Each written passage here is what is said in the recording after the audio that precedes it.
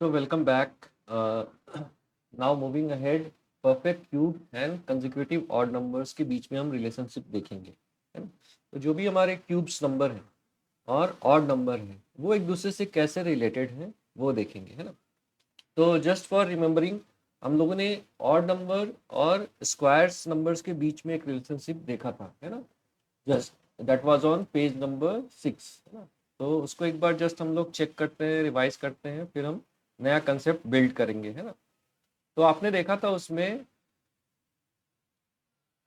that we have seen that sum of an odd number is n square, है ना।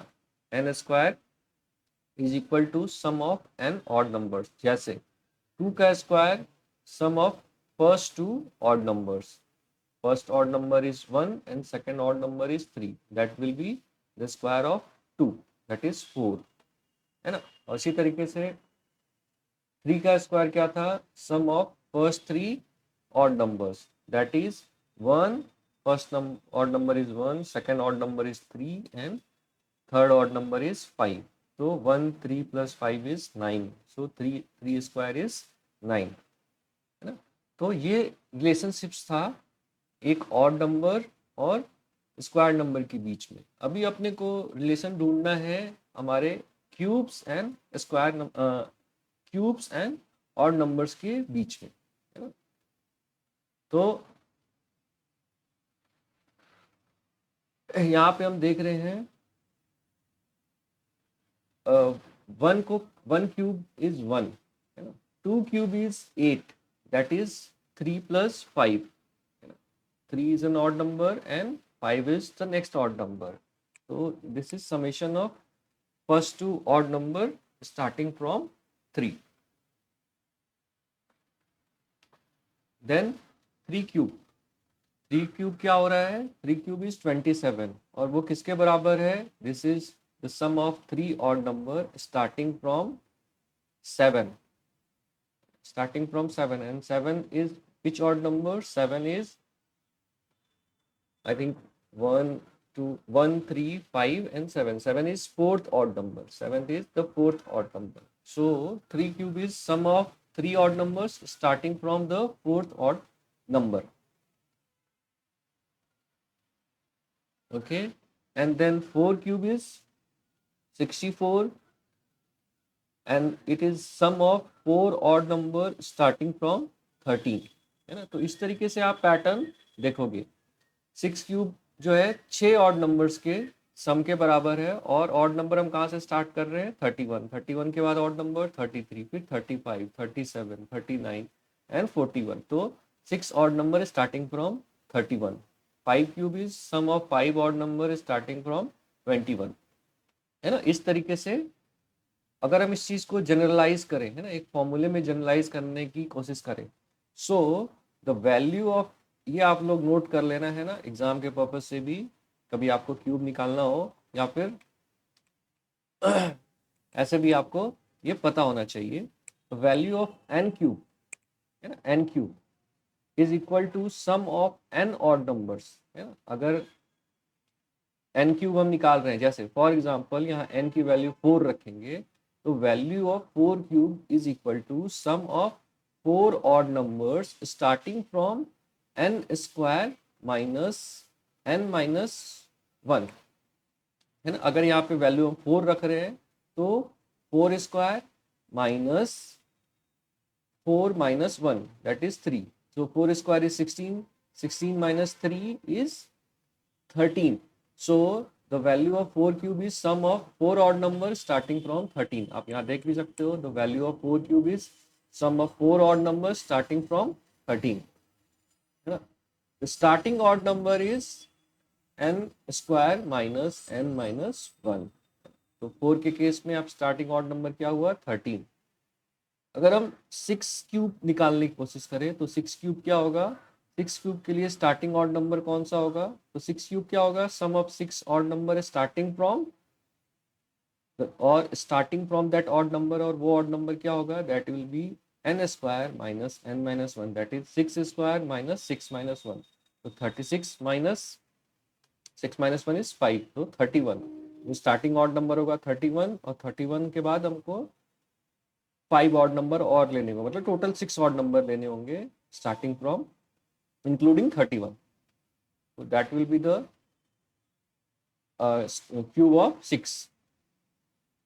यहाँ पे एक एग्जांपल दिया हुआ है, later in this series we get the following set of consecutive number, है ना, that is an 91 plus 93 plus 95 plus 97 plus 99 plus 90 101 plus 103 105, है ना. तो ये किसका सम है, ये किसका किसका एन क्यूब है ना, किस नंबर का क्यूब है, ये आपको बताना है ना. Can you tell this sum without doing calculation. तो ये किसका क्यूब है आपको ये बताना है ना, और आपको बिना कैलकुलेशन किए इसका क्यूब भी निकालना है. तो आप देखोगे कितने ऑड नंबर्स हैं, तो आप पाओगे कि यहाँ पे 1 2 3 4 5 6 7 8 9 10 ऑड नंबर्स है, मतलब 10 ऑड नंबर्स का ये सम है.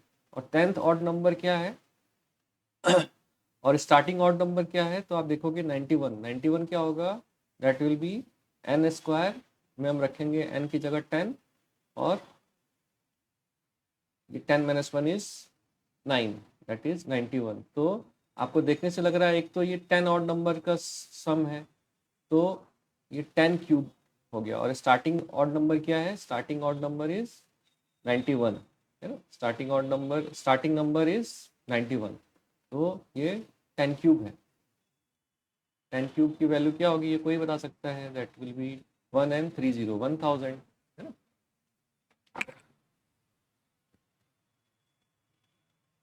हाँ, नेक्स्ट इज, अच्छा इसमें आपको ये तो समझ में आ गया ना, इसमें थोड़ा सा आपको मतलब एक तरह से अप्रोक्सीमेशन और आपको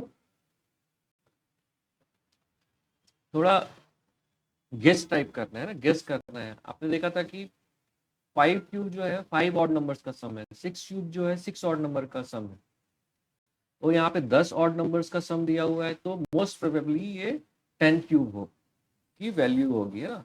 और दूसरा आपने फाइंड कर लिया स्टार्टिंग नंबर जो आ रहा था, स्टार्टिंग नंबर 10 रख के देख लिया, तो 10 स्क्वायर माइनस 10 - 1. तो स्टार्टिंग नंबर आपने भी ये भी मैच कर लिया कि स्टार्टिंग नंबर इस फॉर्मूले से जो आ रहा था वो यहाँ पे 91 आ रहा है. और उसके बाद नेक्स्ट 10 ऑड नंबर है इंक्लूडिंग दिस वन 91, तो ये 10 क्यूब का ही सम है. फाइंड, और जस्ट एक एग्जांपल मैंने यहाँ पे डाला है, आप फाइंड करो अपने अपने इसमें पेन और पेपर लेके फाइंड करो आप 7 क्यूब का ऑड नंबर्स, 7 क्यूब का वैल्यू कितना आएगा, इसकी वैल्यू आप फाइंड करो यूजिंग दिस फॉर्मूला, है ना. Value of N cube is sum of N odd numbers starting from N square minus N -1. तो इसमें सबसे पहले तो आपको ये निकालना होगा, स्टार्टिंग नंबर निकालना होगा ना. Starting number N square minus N -1 formula में डालोगे आप तो 43 आएगा, है ना. 43 स्टार्टिंग नंबर आ गया. अभी 43 से आपको 6 और ऑड नंबर्स लिखने होंगे 43 के आगे, मतलब 43 को इंक्लूड करके टोटल आपको 7 ऑड नंबर्स का सम होगा, ये 7 क्यूब के बराबर. तो वो लिखा हमने 43 plus next odd number 45 47 49 51 53 and 55. अब इनको ऐड करेंगे आप, तो 4 40 वाले सीरीज हैं, तो 40 इंटू 4 लिख दिया, 3 + 5 + 7 + 9 कर दिया है. ये ऐड करना इजी है. इसी तरीके से 5 के सीरीज वाले 50 के सीरीज वाले 3 नंबर है, तो इनको 15 × 3 कर दिया, और जो यूनिट डिजिट नंबर है उनको ऐड कर लिया. ठीक है, तो ये इजी है. 160 + 24 + 50 × 3 इज 150 + 9, है ना. टोटल इनको ऐड किया तो 343 आ रहा है समेशन वाले मेथड से. आप अगर उसको निकालोगे भी तो 7 × 7 क्या होगा, 7 × 7 इज 49, एंड 49 × 7 क्या होगा, 7 9 is 63, and this is 28 plus 6 is 28 plus 6 is 34, है ना. तो 343 ये this one is matching, है ना. So next moving ahead, cube root की डेफिनेशन देखते हैं हम लोग. We know that 8 can be written as 2 cube, है ना. 8 को हम कैसे लिख सकते हैं, 2 क्यूब के फॉर्म में ऐसा डिनोट कर सकते हैं, है ना. We call 2 the cube root of 8. तो 2 को हम क्या बोलेंगे, 2 को बोलेंगे this is cube root of 8, and it is denoted by 2 is equal to cube root of 8, है ना। इसको इस तरीके से दिखाते हैं। स्क्वायर के केस में बस इतना लिख के छोड़ देते थे, और इसमें क्या करते हैं हम, इसमें क्यूब की वैल्यू देते हैं। या फिर हम ऐसे भी लिख सकते हैं 8 टू द पावर 1/3, है ना। और 2 to the power 3 is equal to 8, 2 cube is equal to 8, और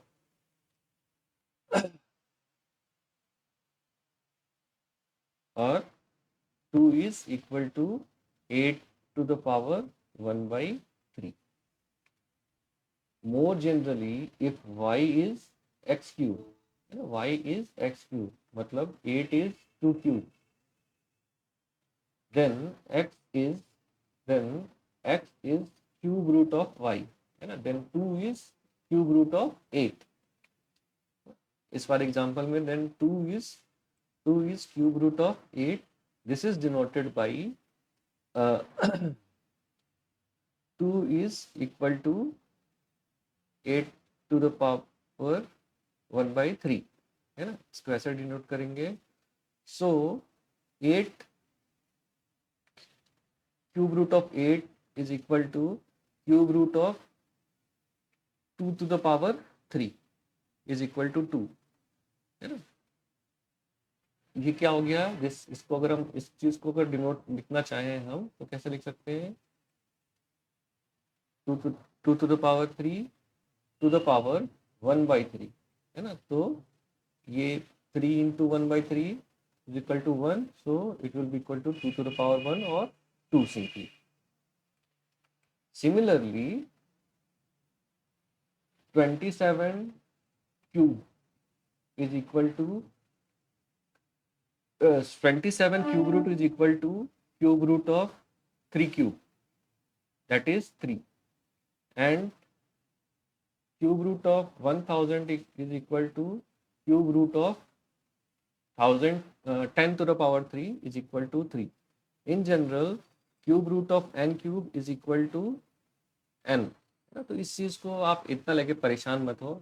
आप तो सिंपल ये जान लो, क्यूब लिखने के लिए हम कैसे लिखते हैं, 2 to the power 3 is equal to 8, है ना।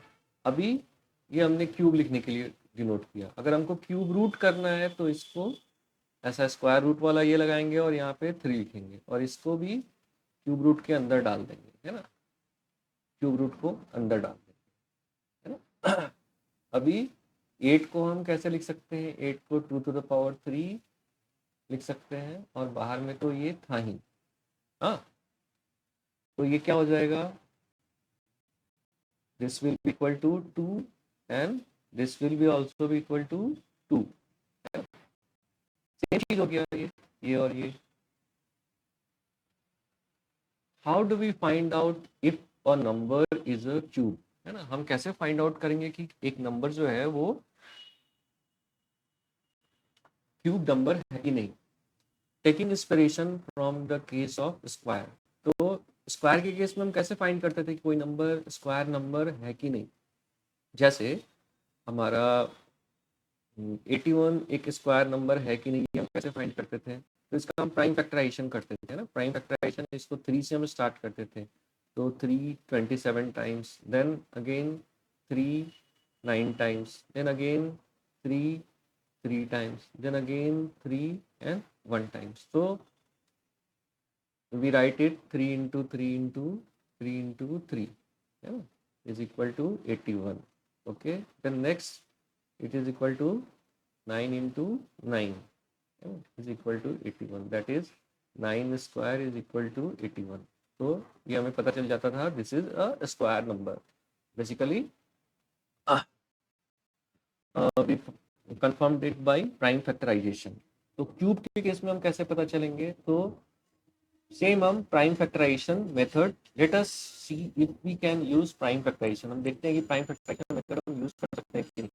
Late us check 3375 is a perfect cube.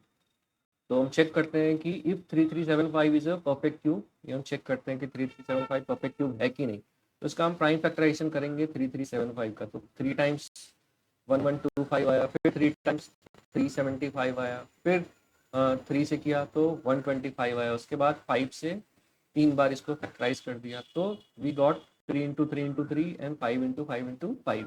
3 into 3 into 3 and 5 into 5 into 5. Can the factor be split into 3 identical groups? So 337 we can form 3 groups है ना. तो 333 3 into 5 का हम 3 groups बना सकते हैं ना. तो दैट विल बी 15 क्यूब.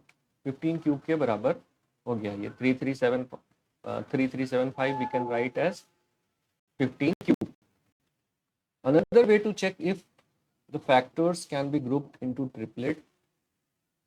दूसरा क्या तरीका है, जो फैक्टर्स हमारे आए हैं 333 एंड 555 इनको ट्रिपलेट्स के फॉर्म में ऐसे 3 को एक साथ ग्रुप कर दिया, 5 को एक साथ ग्रुप कर दिया, तो 3 टू द पावर क्यूब और 5 टू द पावर 3 है ना. 3 क्यूब इंटू 5 क्यूब कर दिया और फिर इन दोनों को मल्टीप्लाई करके क्यूब को कॉमन ले लिया बाहर है ना.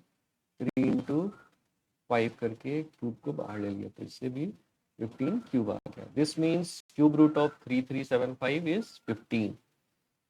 Is 500 a perfect cube? क्या 500 एक परफेक्ट क्यूब है? तो ये फाइंड करने के लिए आपको क्या करना पड़ेगा, 500 का प्राइम फैक्टराइजेशन करना पड़ेगा. तो you read 500 here, then you will start prime factorisation. First prime number is 2, तो 2 से कितने 2 to 5 आएगा. उसके बाद फिर next sorry will be 250, then it will be 1 to 5.